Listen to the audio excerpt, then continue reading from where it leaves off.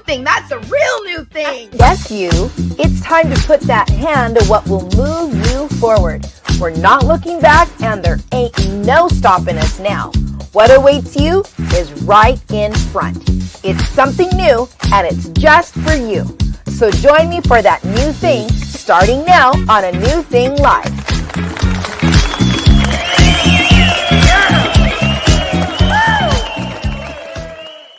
Hello and welcome. I'm so glad that you are here. Welcome to A New Thing Live. My name is Cyndi Greene, and I am the host of this fun, I still call it a new show. It's a new show to me. So it's a fun new show where we really inspire and encourage you to doing that new thing that's in your heart. There's so many things that God has deposited into each and every one of us. And if we would just listen, hello, are you listening? If we would just listen to our heart, and then have a little bit of courage to do it, then we would be accomplishing so many wonderful things for the kingdom and for the people around us. And so that's what this show is about. I'm excited about tonight's guest. She's doing some amazing things. Y'all are going to be so inspired and encouraged. When you see somebody else doing something amazing, it lets you know, oh, you know what? She's doing it. And look at the resources and look at how that started for her. I can do it. And the thing is, you can do it. That's why it's in your heart to be done. So I'm so glad that you're here. If you're joining us for the first time, I want to welcome you. If you've been with us every week, I'm so glad that you're here. If you're on YouTube, Facebook, and all of our Roku, hello. We're so glad that you're joining us today. For those of you that are on Facebook and YouTube, you already know this is an interactive show. So let us know where you're watching from. Jump in the conversation, join in, encourage our guests, just be all up in our business. Okay, that's what we want. We want to know that you're watching. So today is the 1st of August. What in the world? It's really, it is Merry Christmas now. Christmas time is here. It really is here. I just finished watching all my Hallmark in July. So, but truly, I am just flabbergasted that we are already in August. So I want to talk a little bit before we jump in tonight. We always like to talk about our holidays and not just Christmas, Easter, Thanksgiving, but I love celebrations. I am a party girl. Before I knew Jesus, I was a party girl. And now I'm still a party girl. I love to party. I love reasons to celebrate. And even in the middle of things, y'all know that I've been going through some stuff. A lot of you know that my dad recently passed away. So I have these hard times where I'm crying, and my family's the same way. But then there's the moments where something funny will happen or lighthearted, and we just chuckle. And we want to be that way with you and for you. We know that you're going through some stuff. So if we can help in any way lighten your load or bring a little bit of joy, that's what this show is all about. So what's going on this week? Let me tell you what's going on this week. We've got some fun, there's a lot of national days actually, but I'm only going to mention the few that really popped out to me. Today is National Girlfriend's Day. Yes, it's a day to celebrate your girls. So if you've got your little posse, your little tribe, and if you haven't reached out to them, reach out to them even now. If you're watching it on smart TV or your laptop or your computer, then yes, pull out your phone and just say, hey, love you so much, and tell them why they mean a lot to you. That's today's National Girlfriend's Day. The 4th this week is National Chocolate Chip Cookie Day. So we give you permission to go and get your favorite chocolate chips. Now, here on our show, we've had True Vine Bakery, which was Celeste Avios, and oh my goodness, I am not a huge chocolate chip cookie girl. So the fact that I was loving these cookies, I wanted to bring out my cafecito and have it with us. I was like, girl, you do something amazing and special. So wherever that is for you, we're going to put it in the chat room. For those of you, if you're in the SoCal area, then we want you to reach out to True Vine Bakery because we love Celeste. And then this week also, National Fresh Breath Day. Okay. Can y'all say yes? Amen. Yes, we all need to have that fresh breath. And sometimes we don't. We know that it's a thing that sometimes breath don't be smelling as good as we would like for it to. So here are some little tips. I stepped on to the national calendar, and here are some things that they said can help you to keep fresh breath. Brushing your teeth after meals. Okay, I don't do that. I brush my teeth in the morning and at night. I do not brush them in between meals. I'm just saying, I'm telling on myself. But I do throw gum in my mouth. But sometimes I think I eat a lot of garlic. So I don't even think that the gum, I love my Cuban food. That's got some good, my Mediterranean, they've got lots of garlic in there. So I don't think the gum really helps as well as it should. Flossing before bedtime. Flossing before bedtime. I do like to floss. I have floss in my car and of course at home, but I usually floss in the morning. I don't usually floss at night. Or if I see something weird or green, I have these like little pockets and then I got to get it out. Gargle and rinse with mouthwash regularly. If you do that, I want you to tell us in chat because I don't do that. And I want to know who you are. Do you do that? Do you gargle and rinse regularly? Okay. See, 3 of us, 0 out of 3 do that here. Okay.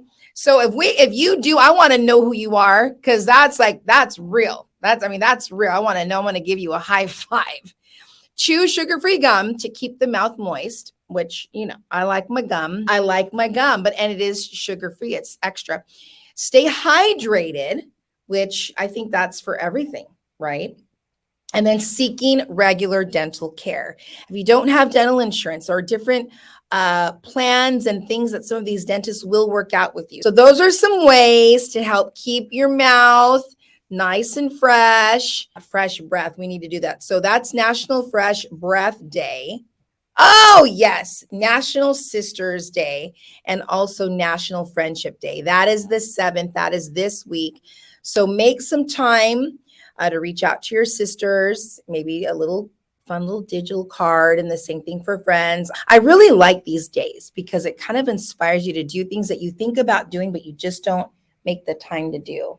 So that's where we landed with that. So I wanted to share that. Okay, so we have a phenomenal guest coming on the show tonight.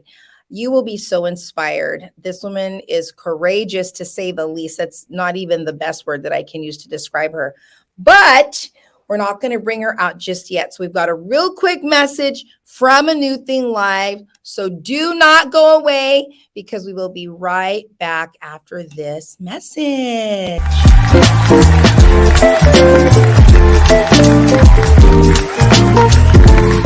It's an all-new season 2, bringing you now more than ever before.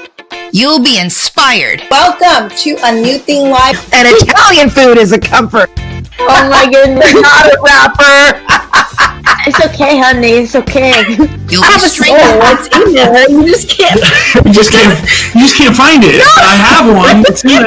It's in there. We get real. That you had mentioned is that you help people get to their next best place in God. But while they're turning, well, I couldn't do it. And we have fun.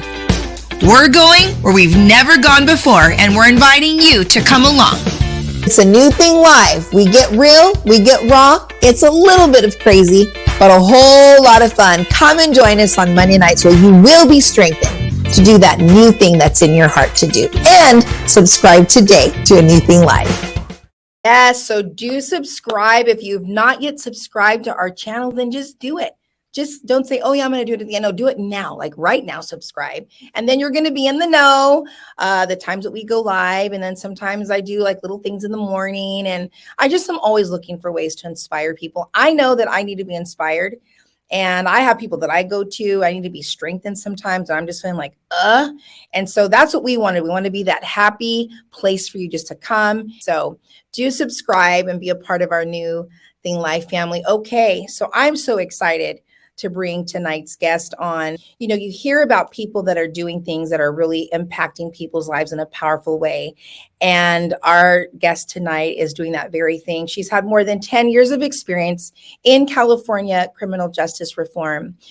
The former program director for the Place for Grace, which is a nonprofit organization that works to provide family reunification during incarceration, and also the former communications manager for Restore Justice, a nonprofit organization that focused on restorative justice. In 2017, she co-founded Fuel, Families United to End Life Without Parole. Powerful. In California, this organization provides support and a platform and advocacy for families whose loved ones are serving a life without parole sentence, which is also known as death by incarceration. Wow. As the wife of a survivor of life without parole, her husband survived this sentence. She has more than 20 plus years of personal experience with the harsh realities of the sentence. And she's here tonight to talk to us all about it. Would you please help me welcome the courageous, the brave, I'm even going to say the fiery Sutina Greene. Welcome her to A New Thing Live.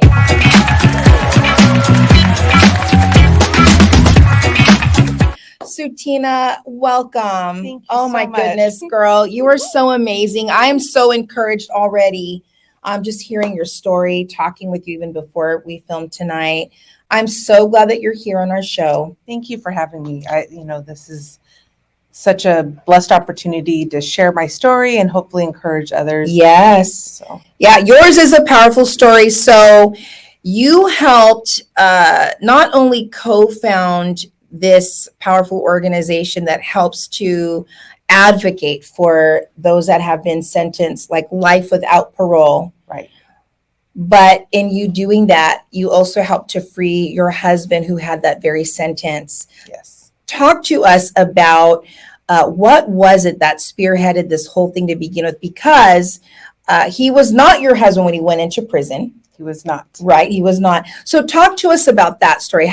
What is it that landed him behind bars to begin with? Okay. So Stephen and I are junior high school sweethearts. We went to junior high school together. In 1992, a murder had happened. He fell under murder robbery. So the technical term is the felony murder rule.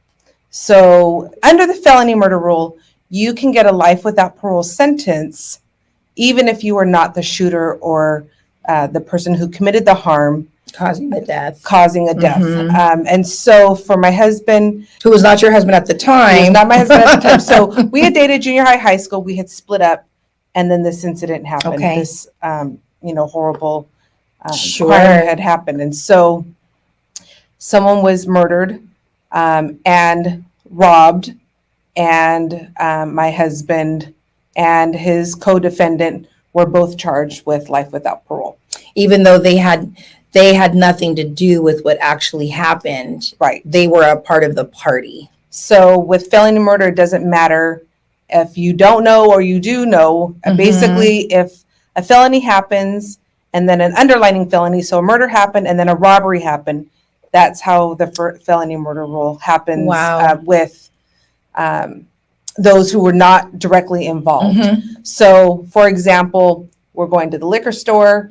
You get out. I think you're just going to go buy a soda. You go in. You go to rob the person you shot and killed. You get back in the car. I have no idea what's happened, and we take off.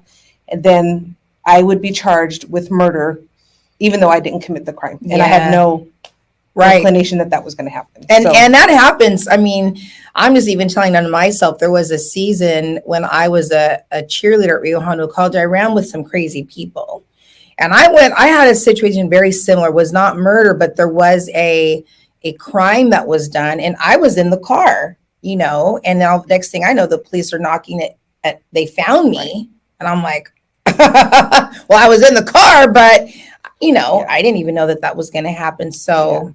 Yeah. So he was sentenced under the felony murder rule in 1992. He served almost 28 years in prison. Wow. So when he was sentenced to life without parole, his sentence was he was supposed to die in prison. He was never supposed to be. That's what Life outside. Life without parole is you don't go to the parole board. You're going to die in prison. Wow. We fortunately were blessed. So in 2001, we rekindled our relationship. Let's see. Yeah. Oh no, we don't have the picture of that. You showed me the picture of that because I know you sent me some pictures, but okay, it wasn't that one. So in 2001, we rekindled our relationship. So during that 10-year break, I had gotten married. I had 3 children. Unfortunately, that marriage failed. And so I knew Stephen was incarcerated, so I started writing him. I started visiting, and we rekindled our relationship. Stephen's my first love, so I've always had a place in my heart for him. And then What high school? What school did you guys we fall went in to love? Hamilton Junior High Okay. and Long Beach, Jordan. Oh, okay. So we grew up in Long Beach. Yeah. So we rekindled our relationship, and we ended up getting married while he was incarcerated. So we got married in 2004. I think we got a picture of that. Look So at that. Oh my just goodness. babies. Wow. Itty bitties. How sweet. So So- this picture was taken when he was still in prison. Yes. Wow. Okay. So I married him knowing that he was never going to come home. And for me, that's a big decision to make. Sure. But for me, I loved him and was willing to make that sacrifice. I knew this was what my life was going to be, visiting prison every weekend. But I knew I loved him and wanted to stand by his side. Wow, that's love right there. I know. I'm like, got a lump in my throat right now. Hold on. Oh my goodness. Yeah. So we got married. While he was incarcerated, we ended up having 2 children. We have 2 daughters. Our oldest daughter is 19, and then our youngest daughter is 16. And so, it was hard. That was a conversation we had about, having children, and is that fair? But, we both agreed, like, this is something that we really wanted, and we were going to just let our kids know how loved and how much, they're wanted. Yes. And so, we did our best parenting while he was incarcerated. So Did you have a support system helping you? yes, my sister was my biggest supporter and advocate. My friends were, my mom, she remembers him as, When y'all were younger. This boy who would leave hickeys on her daughter's neck and was like, I don't like him. But Are those still a thing now? I don't even know. But then when I told her we were going to get married, she came around, and she's been supportive. She would send him packages for Christmas and his birthday. So yeah, Wow. yeah. So my family has been supportive Of both of you. I love that. So what was it then? So, you married him, the love is rekindled, and you make this huge decision that this is a man I'm going to marry, and he's never going to come out. What was it that triggered you to do what you're doing now? So I think obviously, him having a life without parole sentence, I wanted him home, not only for me, but for our daughters and for him. Yeah. And so. Right. Because in a sense, well, not in a sense, he was wrongfully in there, but then also wrongfully in there for life. I'm like, that still baffles me that somebody could be in prison for something they didn't do, and that they're given life without parole. Like there's not even a chance that you're going to ever even come up in front of anybody. For me, I wouldn't, and maybe I'm wrong for saying, I wouldn't say that it was wrongful for him to be put in prison. I think the sentence did not match, but he did have a part to play, and so, but I don't think his part should have been given life without parole. Right. So for me, it was more like trying to advocate for him, early on in his prison sentence, he wanted to better himself, even though he knew he was never coming home. Wow. So he was taking any self-help groups that he could. He took education, so he went to college. He earned 6 AA degrees while he was inside. He, so any opportunity that he could, and, he wasn't getting into trouble. He just was like, I'm going to better myself and better those around me. So, so he did a lot of work while he was inside. In 2012, I believe, laws started changing. Okay. And so SB 9 was for people who were under the age of 18, getting rid of life without parole. So basically they were resentenced and had an opportunity to the judge to resentence them and then go to parole board. Because my husband was 18, he did not qualify. Okay. And so that was a little devastating because I'm just like, oh, so. Wow. Then. And he was 18. He was 18, 3 months. He had turned 18, the incident happened. His birthday's in October and the crime happened in January. Wow. So, and so, I was just like, there's got to be, laws are changing, so maybe something will happen. But it always seemed to exclude everyone 18 and older.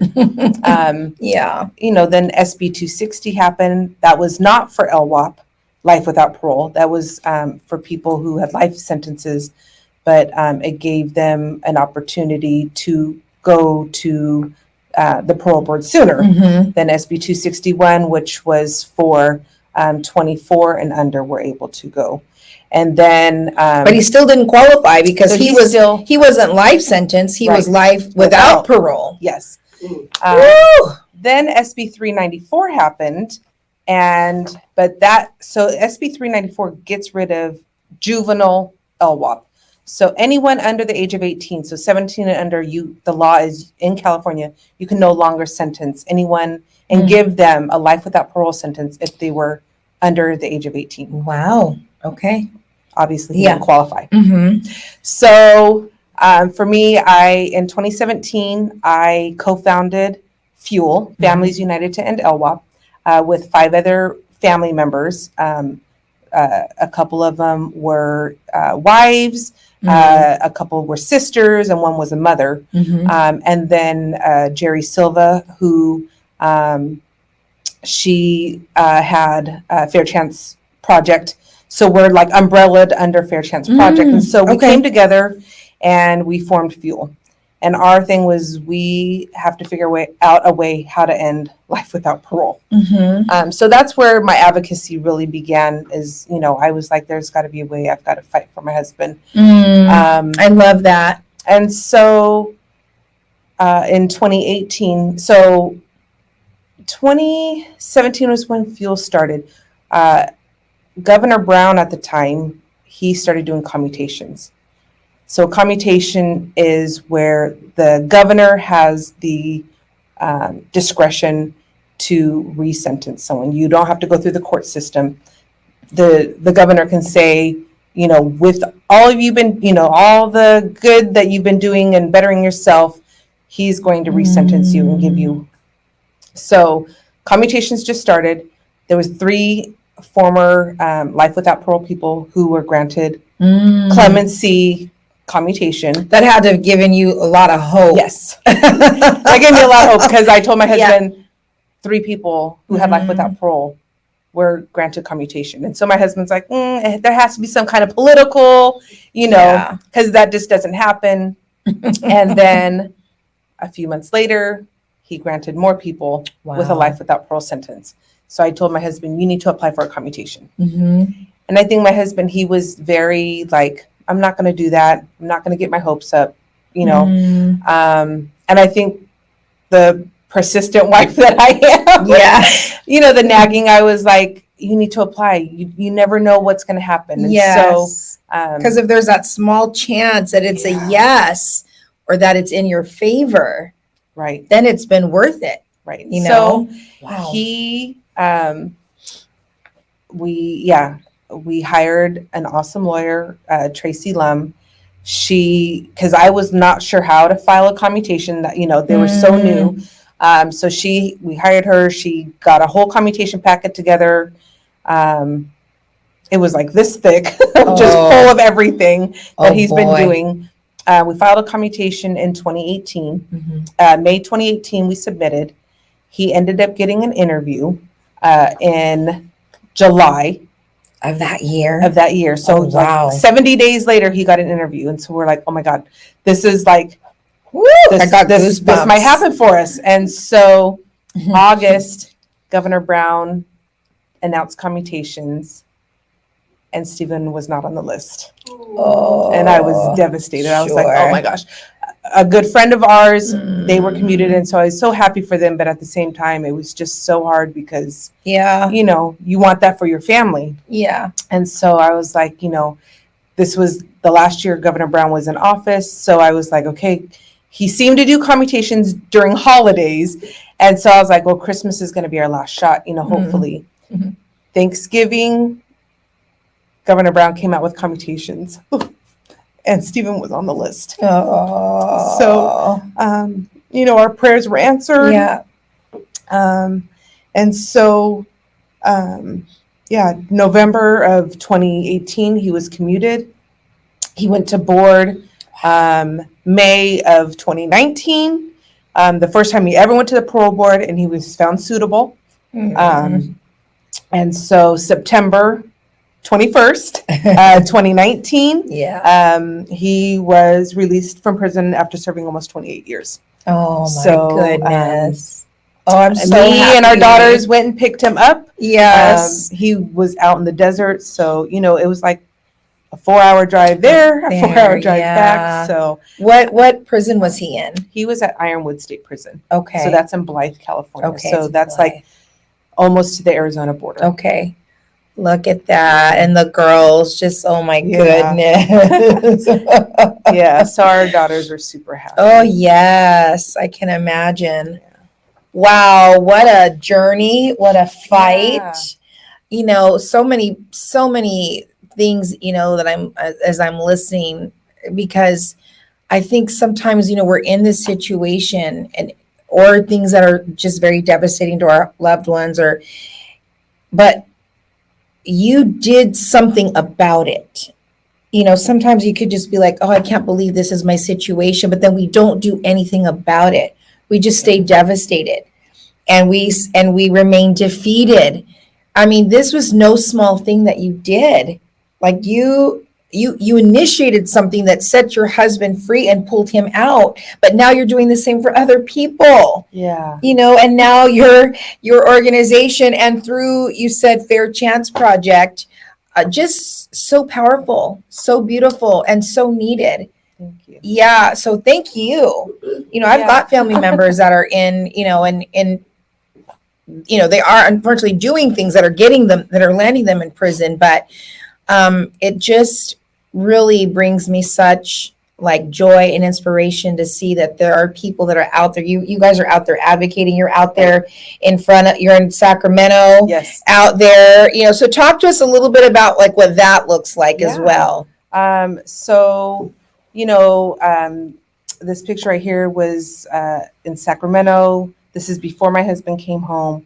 We were advocating for, so in the state of California, there are over 5,200 people serving a life without parole sentence. 52,000. 5,200. Oh, 5,200, yeah. Oh no! Over 5,000 people in the state of A California 500,000 are serving life without parole. Oh my goodness. So, that gave me goosebumps, but not in the good way. yeah. So, you know, and when you look at statistics of life without parole, most of them were, the average age for someone who gets a life without parole sentence is 19 years old. They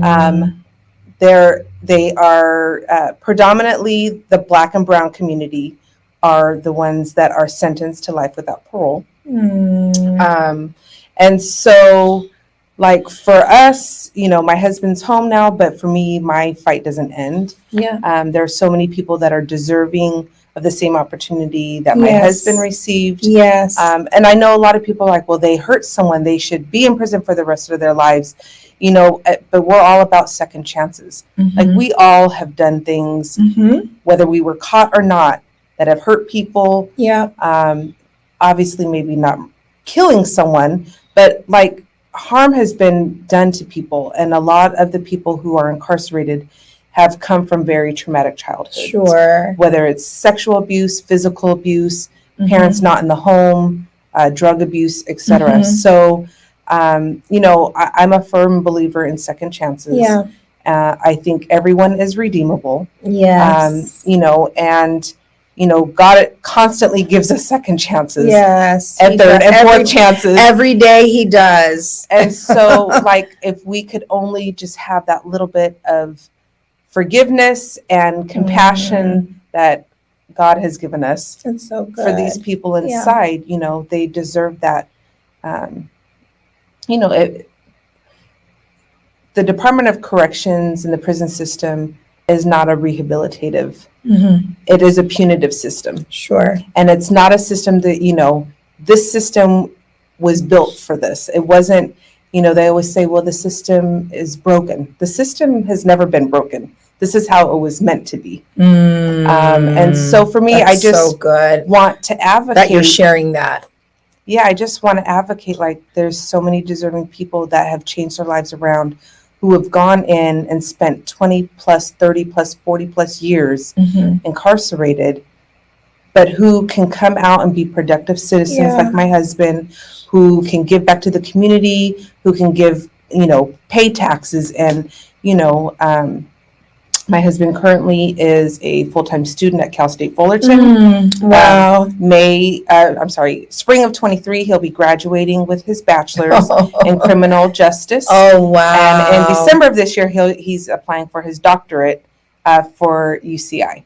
Wow. So, he wants to, education is so important to him, but he wants to be able to become a professor, teach criminal justice, especially with the lived experience. Like, there's so many people that give narratives that they've never experienced. And so for him to be able to do that, I think is so impactful and powerful. So, my husband, thank God, he advocates right alongside me.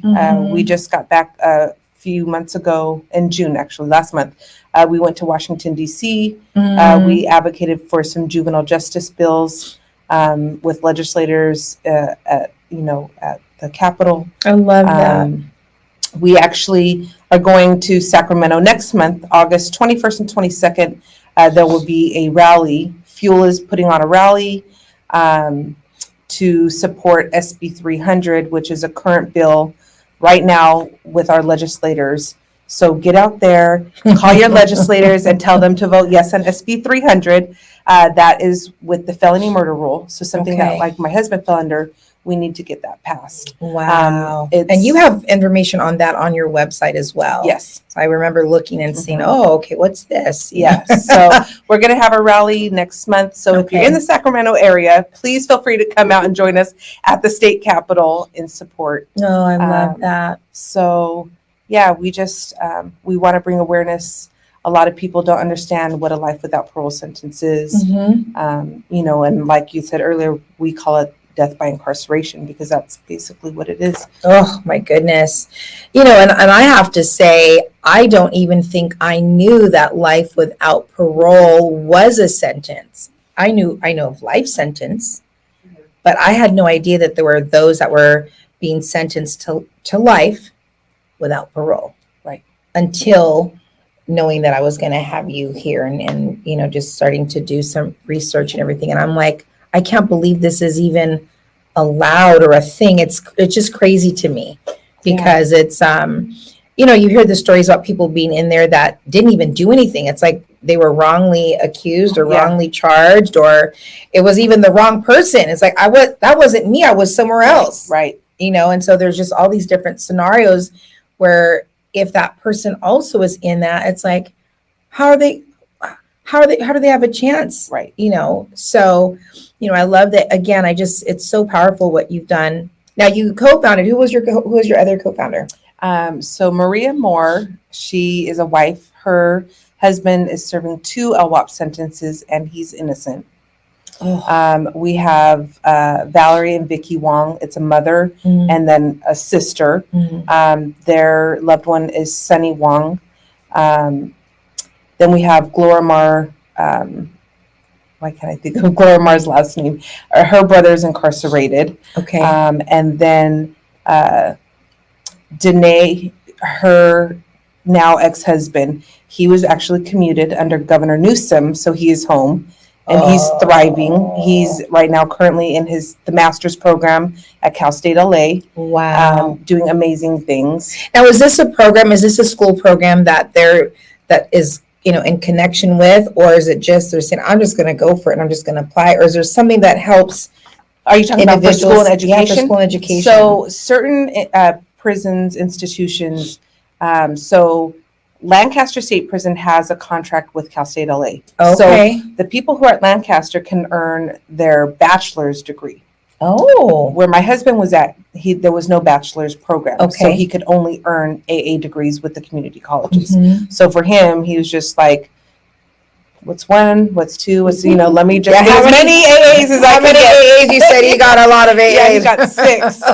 Yeah, so I love that. there's certain institutions that are now starting to have a bachelor's program. So Okay. they're contracted with certain schools so they can earn their bachelor's. Okay.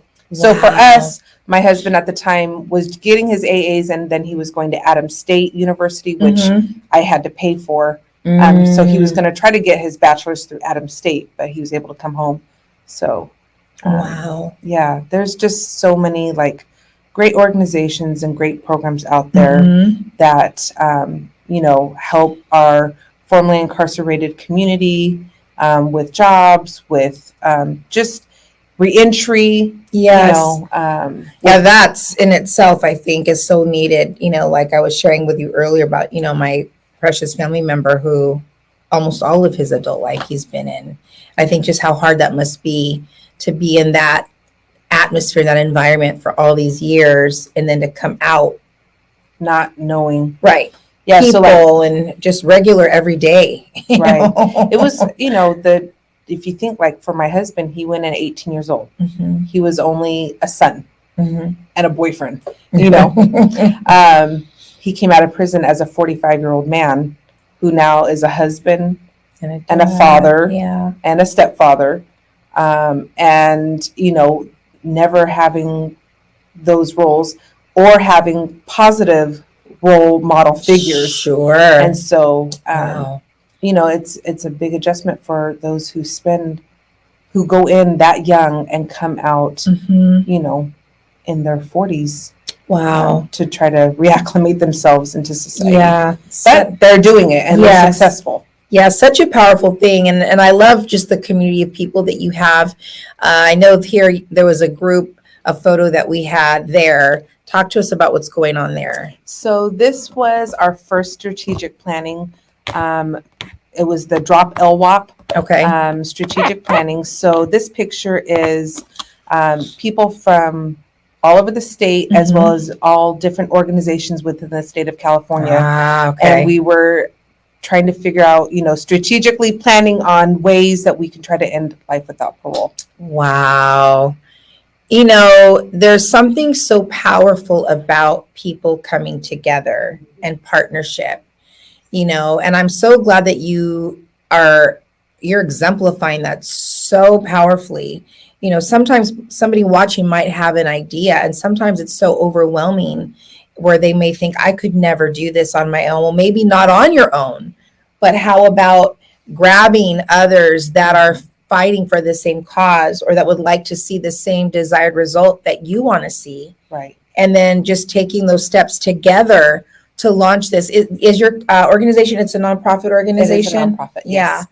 I mean, I'm sure that took some doing and going, Right. but some fuel Yes. was needed to get that done too, Right. Yeah. So, we are, fuel is there to not only advocate and support, but to educate. Yes. So people who don't know about the symptoms or want to know more about or how they can help, there's all that information. Okay. If they're wanting to donate towards the cause, Yes. for when we go to these rallies in Sacramento or doing these legislative visits to, our whole thing is to change hearts and minds. If we can change one heart or one mind, Yeah. we've accomplished something. So, Yeah. So good. So it's just making legislators aware. Mhm. It's making the public aware. The recidivism rate for someone who has a life without parole sentence who's come home is 0. Not one person who has had a life without parole sentence has recidivated. recidivated. Mm. Those who have served a life sentence, so who have done a long amount of time, 15, 20, 25, 30 plus years, Mhm. the recidivism rate is 1%. Wow. So people who have done a long term in prison don't want to go back. Mm-hmm. And they just want to give back to the community. They just want to be a normal person, Yes. having a job, having a family. Loving people, being Right. loved, Yeah. Wow, that's so good. So good. Okay, well, we're gonna we want to share this information. And then, well, we did have a really cute picture of you and your hubby. That was our You said that was date night. Yeah, that was our very first date night when he came home. We went to a Oh, comedy it was your first date night. What city did you guys go show. see? We went to the Irvine Oh, yes, Improv. yeah. No, I'm not sorry. Not Irvine, Brea. Oh, Improv. Brea. Yeah. Yes. He had never been to a comedy show. So, Oh. yeah, we had a great time. Lots of laughs and just feeling like adults and feeling like a normal married couple. Wow. Wow. I just love that. I love, let me see, and make sure we can get us back here. I just absolutely love your heart. Thank you. And I love your mission. I love your vision. And I pray that everyone watching does something to join the mission and vision of Fuel. And even me, I know my heart is just absolutely stirred. And I'm saying, Lord, how can I help? What can I do?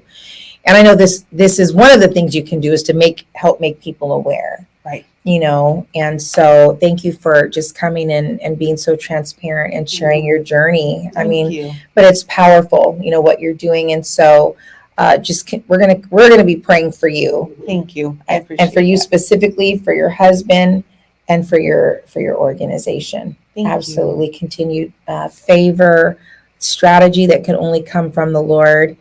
Again, the fact that you just pushed, somebody may have said, you know what, he didn't get granted, what we were hoping. And so that's it. And you guys still pushed through. And now you have him home with you. Right. Yeah. So thank the Lord for that. Okay. Well, let's make sure we get your information here because I do want everyone to be able to know how to find your organization. So Fuel Families United to End Life Without Parole. The website is fuelwap.org. Fuelwap.org. And there's so many resources on there. You want to talk a little bit about the resources? There might be somebody watching that's like, well, what kind, I say, oh, there's a form for, information about clemency, all these things. I go, oh my goodness, they have so much information on here. So good. Find your legislator. Yeah. The legislative tracker. So if you don't know who your legislator is, you can type in your address and it'll tell you who your legislators are, your senator and your assembly person. It's so important, for bills that come up within the criminal justice reform. Right now, like I said, SB 300 is what we're pushing. Mm-hmm. So right now, we're still in our legislative cycle. Okay. They should be voting on August 3rd. Mm-hmm. So that's like the end of this week. Yes. And so it's super important. If you want to help support, go to the legislative tracker, see who your assembly or senator is, call them and tell them that you support that and that you're a constituent and you want to, that you're supporting it and for them to vote yes on that bill. And that's all that we have to do. Yeah. Just pick up the phone and call our legislator and say, I support SB 300. You can call them at the Sacramento office or even the local office and where you live. Okay, very good. We have resources on how to file a commutation, what kind of forms you need to do to file a commutation. It's really simple. We have trying to think of what other resources there's so many resources. You had so many on there. Let's see here. You have commutations, medical releases. So for people who are elderly or who you can apply for a medical release. That will get you out to have your medical needs taken care of, and then you come back in. It's a different. There's a couple of different. So compassionate release is a little bit different. That's for Okay. people who like are on hospice who are dying. Mm, Compassionate releases are a little bit harder to get, okay. and I'm not sure why. It makes no sense. Like, obviously, if you're dying, you are not a threat to society. Sure. So you should be able to go home and die peacefully in your own And home or humanely. with family. Yeah. Yeah, humanely. Mhm. But instead, like a lot of them, they make it such a long process that people don't even get to the end of that process. Oh.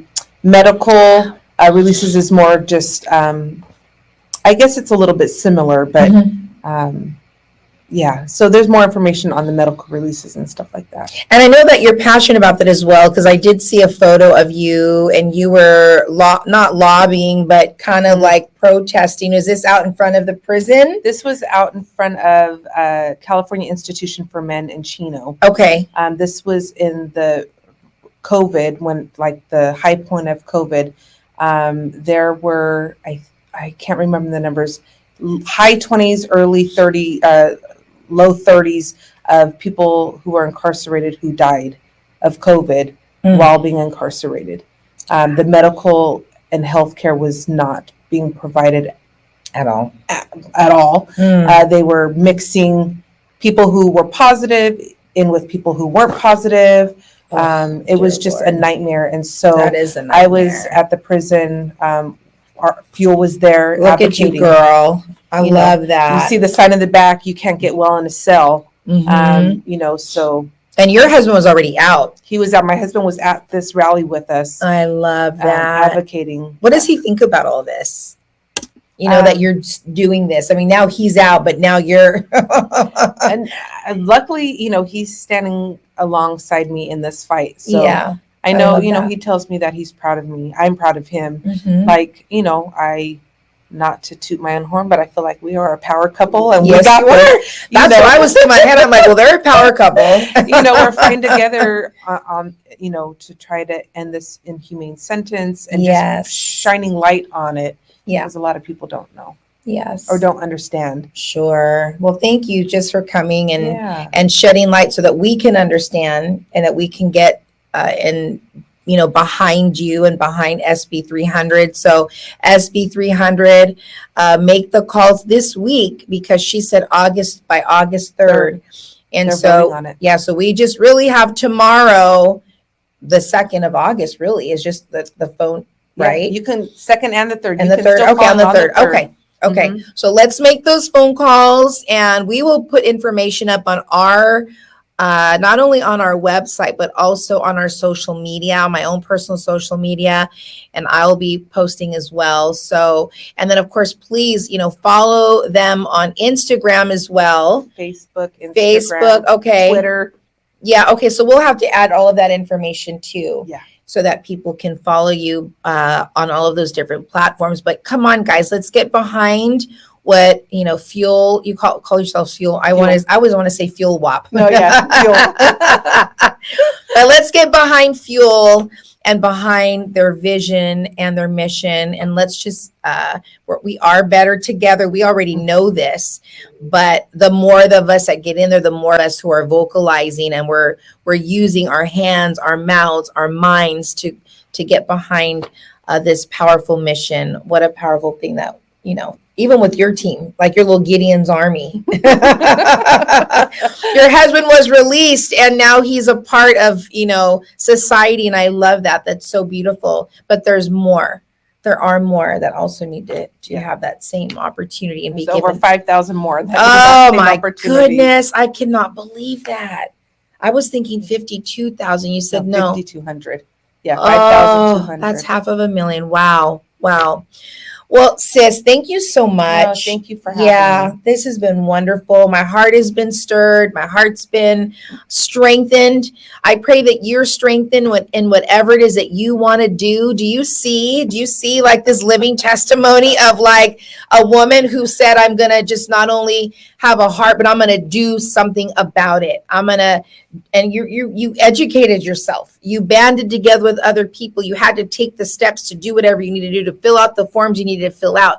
I'm sure all of those things at some point were either intimidating or Oh my goodness. I can't believe all that this is taking, but now look at the fruit of that, Right. and the fruit will continue to multiply. Yeah. So is there something that you would like to say to encourage a person that they feel like there's something that they want to do, but they just don't know that they can do it? I would say one, like, never give up hope. Hope is such a strong thing. And if there's a will, there's a way. I wasn't sure how I was going to help try to get my husband home, or if I was even going to be able to, but I never gave up the thought of, him coming home, being reunited with our family. So, there's people out there, if you're interested in criminal justice reform, there's many organizations out there that, are there to help support, to guide, to encourage. Yeah. I just hope, and there's no feat too small. Yeah, I love that.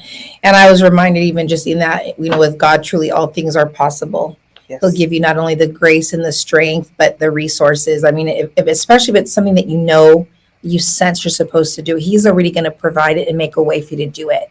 So don't back down, don't pull back. If you need someone in your corner to pray with you, we are here to do that with you. But again, we just have an example of a walking testament of what it looks like for someone to say, I'm going to do something about it. I don't know a whole lot about this, but this is my passion. This is my heart. I'm going to band together with people and we're going to make this thing happen. So let's make our phone calls tomorrow and on the 3rd. Let's contact our legislators and let's say we're in support of SB 300 and then support Fuel any way you can. But we want to thank you so much for coming and joining us tonight. A huge thank you again to you, Sutina, for just being who you are. I appreciate Yeah, that. been Thank wonderful you. having you. Yeah. Thank you. Oh my goodness. Yeah. Thank you guys.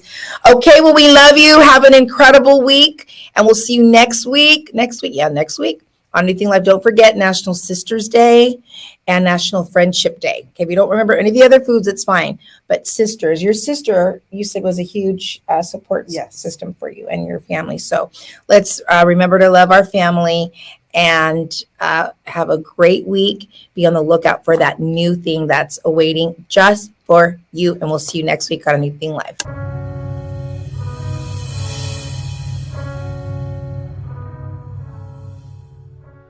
My name is Yolanda Ledesma and I am a community organizer at Silicon Valley Debug. In September of this year, I went down to Blythe, California to meet with Sutina Greene, who is a good friend of mine, and her 2 daughters. There we met with her husband, Stephen Greene, who came home from a life without the possibility of parole sentence. Stephen was commuted by Governor Brown in November of 2018. By the time Stephen had came home, he had served 27 and a half years. I wanted to go down to support Sutina and capture this moment since my husband Frankie is also serving a life without the possibility of parole sentence. And I just wanted to be a support system to her. Debug and the LWAP community are 100% committed in supporting them and welcoming him home. I just hope that people hear our story and are inspired, whether it's the men inside or women inside or their loved one, to not give up hope, because in our wildest dreams, we never thought this would happen. And, we were one of the lucky people that, were able to be commuted and was found suitable and now is coming home. So yeah, it's a lot to take in. But it also shows how much work he's put in, you guys put in, the community support, Yeah. The fight. No, yeah, for sure. If he hadn't done the work, we wouldn't be where we're at. Exactly. If he didn't start programming and start, doing whatever to better himself, whether it was through education or through the programs or, staying out of trouble, we definitely wouldn't have had this opportunity. So he definitely has done the work over many years, not just something recent. Are you excited? I don't know, I'm just nervous. Didn't you write a poem or you presented? I have the video. No! I do. What was that for? I just had to do something about my life in my health class, so I wrote about my mental health and how my dad's incarceration affected me. And then my mom posted it on her Facebook, and someone contacted her about me speaking about at the We Rise event. I've grown up in the prisons. I've spent most holidays, birthdays, and weekends there. I've never known what my dad was like outside of prison. I've never seen him in normal clothing. I've never experienced anything normal like most other kids have. Growing up, I never understood why he was in prison. I never understood why we had to drive so far to see my dad. I never understood why he wasn't home all the time, and why he couldn't just be home. Why he couldn't just leave the prison and come home to us. I was embarrassed and ashamed. I didn't think anyone would understand. I never told my friends where my dad was because I thought they would make fun of me. This trauma has made me fall into a deep depression to the extent where I was hurting myself, leaving my body covered with self-harm scars. Now I am currently seeking help to bring me back to a healthier and happier state. I hope other kids in my situation know that it is okay and they are not alone. I'm using my voice to share today with you all. I'm so proud of my dad, and I know that he is proud of me. My dad has applied for a commutation of sentence, and I pray and hope that the governor commutes his sentence. And my dad can return to not only society, but to my family as well. I miss and love my father dearly, and I need him home. Thank you. Yeah, so I think her words were really impactful because I think it affects a lot of kids, you know. His mom passed away 9 years ago of cancer, so that was really hard for him, you know, because that was his only parent left, and then she died while he was in prison. And so all he has is his grandpa left. So we're gonna talking about his mom is just really hard on all of us. Because this is something that she prayed for. And it's just hard that she's not here to witness her son coming out of prison. But I know she's in heaven dancing and celebrating up there. This weekend is going to be a new experience for all of us. Having him physically there, waking up with him, eating breakfast together. At first, you know, when we first talked about him coming home, it was just going to be me coming to pick him up. But then the more and more Stephen and I talked about it, we were like, you know, we came in this as came in with just the two of us, but we are leaving as a family, so we should be leaving as a family. And so the girls wanted to come, so we're like, okay, let's do this. We're gonna all pick him up. Just make sure you guys get up on time.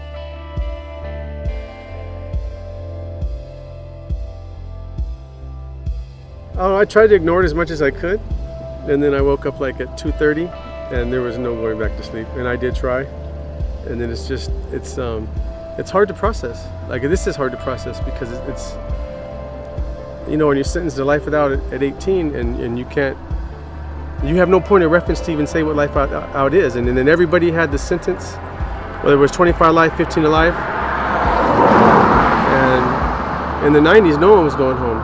So it wasn't until like 2012 or 11 where I started to really understand what life without meant. That, like, no, you're not going home, but everybody else can go home. And that was like, you know, that's almost 20-something years later that you start trying to deal with that. And then to be like right here, right now, it sucks because I left a lot of people behind.